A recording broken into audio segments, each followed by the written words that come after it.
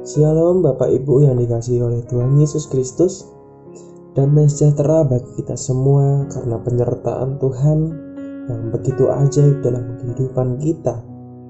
Kita boleh bersama-sama merenungkan kebenaran firman Tuhan pada pagi hari ini. Sebelum kita merenungkan bersama-sama, mari kita berdoa. Ya Allah kami yang bertata di tempat maha tinggi, kami datang di hadirat-Mu kembali di pagi ini Tuhan. Terima kasih atas perlindungan dan penyertaan-Mu yang begitu sempurna di dalam kehidupan kami. Dan pada saat ini kami akan merenungkan Tuhan, mampukan kami, sehingga kami Tuhan turut dengan kebenaran firman-Mu. Terpuji kekal nama-Mu, dalam nama Yesus, Allah yang baik, Allah yang tak pernah meninggalkan kami. Haleluya. Amin. Bapak Ibu yang dikasihi oleh Tuhan Yesus Kristus, dengan sukacita kita boleh bersama-sama lagi merenungkan kebenaran firman Tuhan di pagi hari ini dengan tema kita yang dibenarkan karena iman. Kita hidup dalam damai sejahtera dengan Allah oleh karena Tuhan kita Yesus Kristus, yang terambil di dalam Roma 5 ayat 1-11. Allah menghendaki kita memiliki damai sejahtera. Sayangnya, kita kerap kali tidak mengalami damai sejahtera itu. Apalagi kita sebagai orang-orang percaya, kita seharusnya memiliki damai sejahtera itu. Namun, apakah ada damai? Apakah ada sejahtera?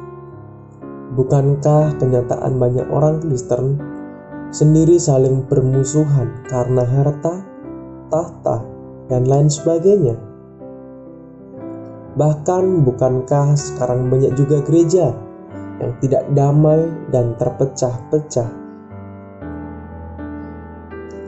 Di manakah damai sejahtera itu yang sebenarnya? Jangan mencari damai sejahtera di dunia ini.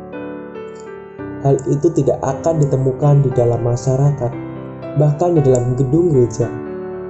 Perlu kita ketahui bahwa yang sesungguhnya pertama-tama harus merasakan damai dan sejahtera adalah hati kita sendiri. Oleh sebab itu, di dalam Roma 5 ayat 1-11 menyatakan bahwa kita mengalami damai sejahtera. Ayat 1 dan 11.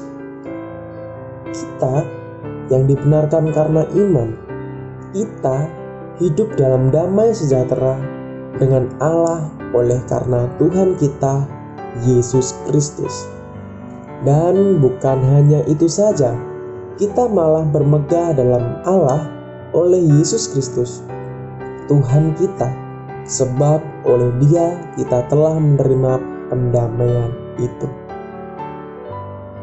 Karena Tuhan kita Yesus Kristus yang memberikan anugerah keselamatan, oleh Dia kita juga beroleh jalan masuk oleh iman kepada kasih karunia ini.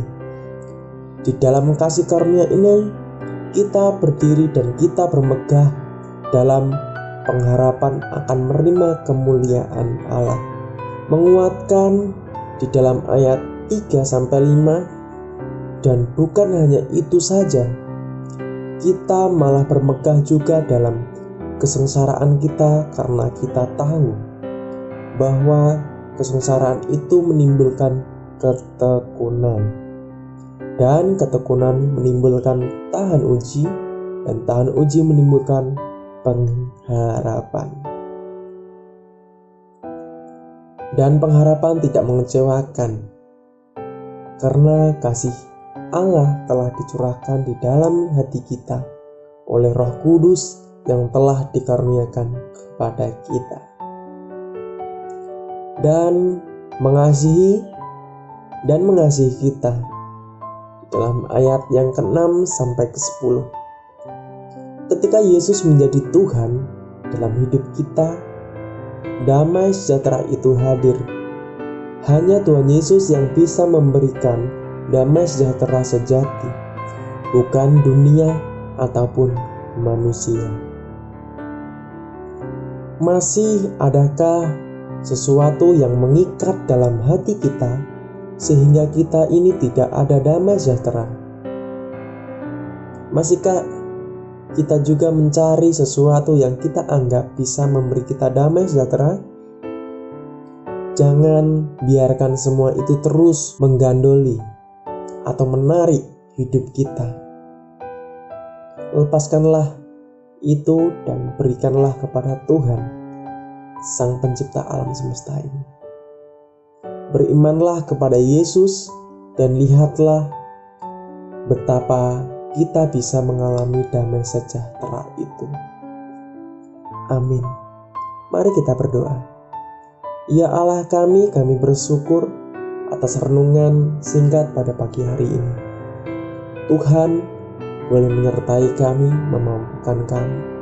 Biarlah kami Tuhan selalu bersandar kepadamu, dan damai sejahtera itu Tuhan ada di dalam kehidupan kami, di dalam keluarga kami, di dalam pekerjaan kami. Semua ada sukacita, damai sejahtera yang berasal daripadamu. Terima kasih. Di dalam nama Yesus, kami berdoa kepada Bapa di surga. Haleluya. Amin. Salam, selamat pagi, selamat beraktivitas. Tuhan Yesus memberkati kita semua. Amin.